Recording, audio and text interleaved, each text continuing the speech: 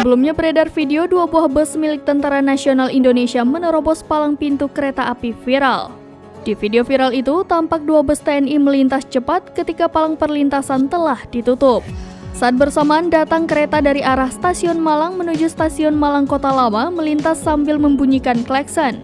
Beruntung tidak ada kecelakaan karena kereta melambat lajunya agar kedua bus tersebut segera melintas. Diketahui kejadian itu terjadi di Jalan Laksamana Marta Dinata atau tepatnya di bawah flyover Kota Lama pada Kamis 4 Mei 2023 sekitar pukul 18 waktu Indonesia Barat.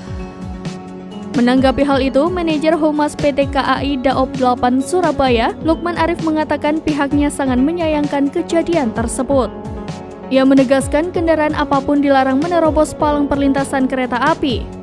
Komandan Pangkalan TNI Angkatan Laut atau Danlanal Malang, Kolonel Laut Dewi Lestari SPD MTR Hanla MMCHRM mengatakan pihaknya telah mendalami kejadian tersebut. Pihaknya memastikan bahwa bus tersebut bukan bus operasional Lanal Malang atau Lapetal. Di bagian lain, dua sopir bus TNI yang menerobos palang perlintasan kereta api saat ini tengah diperiksa di Pomal yang merupakan prajurit TNI.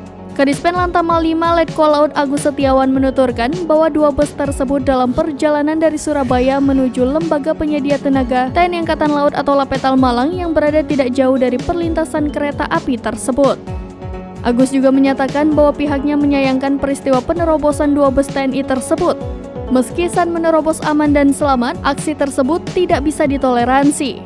Soal sanksi, pihaknya akan menunggu hasil pemeriksaan Pomal. Namun Lantamal akan menjunjung tinggi peraturan yang berlaku termasuk dikaitkan dengan undang-undang lalu lintas.